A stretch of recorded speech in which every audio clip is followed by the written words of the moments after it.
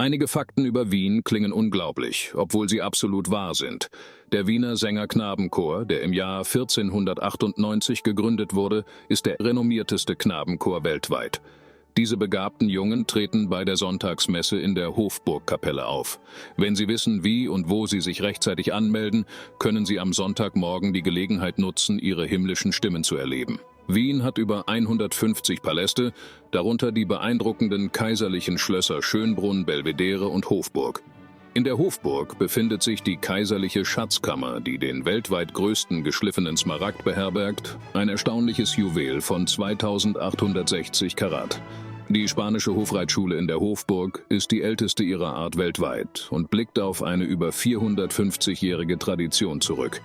Berühmt für ihre meisterhaft ausgebildeten Reiter und Pferde zeigt die Schule atemberaubende Manöver, die jahrhundertealte Reitkunst widerspiegeln.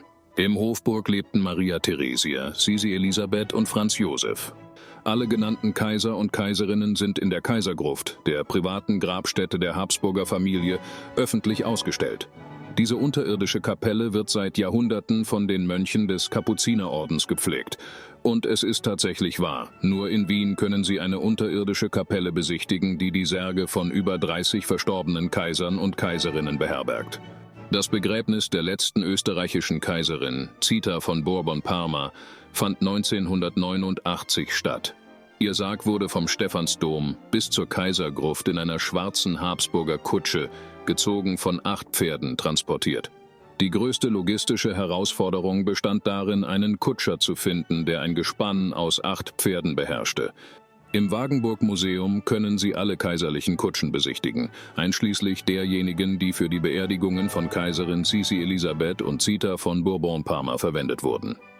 Bleiben wir noch ein wenig bei den Verstorbenen. Der Wiener Zentralfriedhof ist mit über 330.000 Gräbern und mehr als 3 Millionen Bestatteten, mehr als die heutige Bevölkerung der Stadt, einer der größten Friedhöfe der Welt. Er beherbergt die Ruhestätten zahlreicher berühmter Persönlichkeiten, darunter die Komponisten Beethoven, Brahms, Schubert, Johann Strauss und Arnold Schönberg, der Schriftsteller Arthur Schnitzler, die Psychologen Viktor Frankl und Alfred Adler sowie Hedy Lamarr, Falco und viele andere.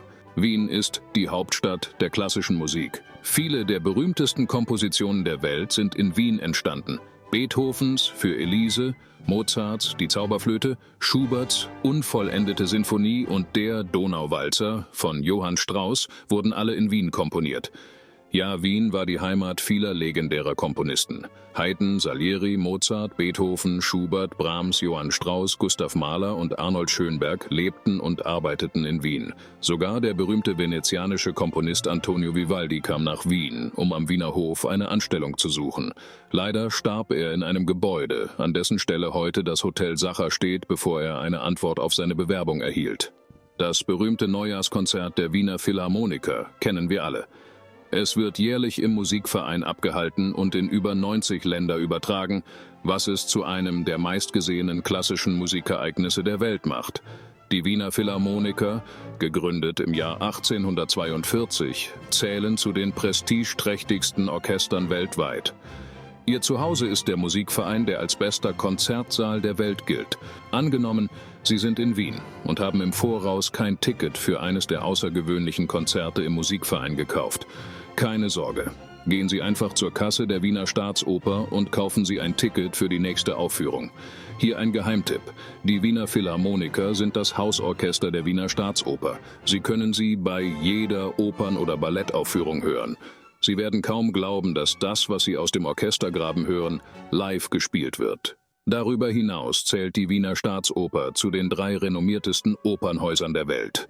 Wenn Sie glauben, es sei unmöglich, am Tag der Vorstellung ein Ticket zu bekommen, irren Sie sich. Sie können sich einige Stunden vor Beginn der Aufführung anstellen und eine Stehplatzkarte für nur ein paar Euro erwerben. Es gibt auch Stehplatzkarten im Parterre, die Ihnen eine bessere Sicht auf die Bühne bieten als die Plätze mancher Besucher, die Hunderte von Euros für ihre Tickets bezahlt haben. Wenn Sie von all diesen Informationen hungrig geworden sind, hören Sie jetzt gut zu. Direkt hinter der Wiener Staatsoper befindet sich das Hotel Sacher. Nur dort können Sie eine Sachertorte genießen, die für Sie von Hand gemacht wird. Sie können sogar einen Blick in die Küche werfen, wo die Köche diese erstklassige Delikatesse zubereiten. Der Wiener Schnitzel ist die berühmteste Spezialität der Wiener Küche und das ist allgemein bekannt. Doch die Wahl des besten Restaurants, um in Wien ein erstklassiges Wiener Schnitzel zu genießen, gestaltet sich schwieriger. Vielleicht kann ein unbeteiligter Dritter uns bei der Auswahl unterstützen. Der Online-Food-Guide Taste Atlas veröffentlicht jedes Jahr eine Liste der 150 legendärsten Lokale weltweit. An der Spitze dieser Liste, auf Platz 1, steht das Figlmüller in Wien, bekannt für sein Wiener Schnitzel. Die Plattform begründet diesen Spitzenplatz mit der präzisen Kochmethode, die ein unvergleichlich leichtes und knuspriges Schnitzel hervorbringt. Aber das ist noch nicht alles. Das älteste durchgehend betriebene Restaurant in Wien ist das Griechenbeisel. Es wurde 50 Jahre vor Kolumbus' Reise nach Amerika eröffnet und hat seitdem ununterbrochen Gäste bewirtet. Einer seiner Räume, der Mark-Twain-Saal, ist mit Unterschriften einiger der berühmtesten Persönlichkeiten der Geschichte geschmückt. Hier haben Mozart, Beethoven, Richard Wagner, Rainer Maria Rilke, Strauss, Brahms, Schubert, Freud, Mark Twain und viele andere gespeist und getrunken. Interessanterweise befindet sich das älteste Restaurant der Welt ebenfalls in Österreich, allerdings nicht in Wien, sondern in Salzburg. Das St. Peter Stiftskulinarium bewirtet seit über 1220 Jahren hungrige Gäste. Und wenn wir schon beim Thema Essen sind, dann ist jetzt der perfekte Moment, um über Wein zu sprechen. Wien ist die größte Weinbaustadt der Welt. Mit 700 Hektar Weinbergen ist Wien die einzige Hauptstadt, die so viel Wein innerhalb der Stadtgrenzen produziert. Schon Kaiser Joseph II., der den ersten öffentlichen Park für die Bevölkerung eröffnete, erließ ein Gesetz, das den hauseigenen Weinausschank legalisierte und damit die rechtliche Grundlage für den Heurigen schuf. Der Begriff Heuriger bezeichnet sowohl den Jungwein als auch die Lokalität selbst, den sogenannten Buschenschank. Ein echter Heuriger schenkt ausschließlich den selbstproduzierten Wein aus. In Wien lebten und wirkten nicht nur die größten Komponisten ihrer Zeit.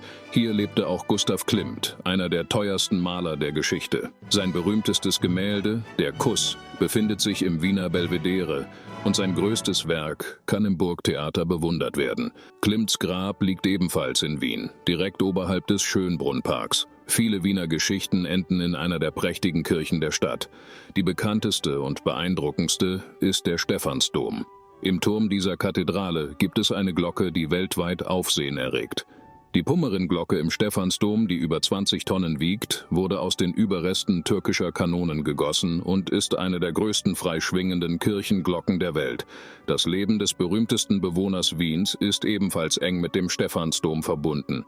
Wolfgang Amadeus Mozart heiratete hier, seine Kinder wurden hier getauft und der letzte Abschied von seinen sterblichen Überresten fand ebenfalls in dieser Kathedrale statt.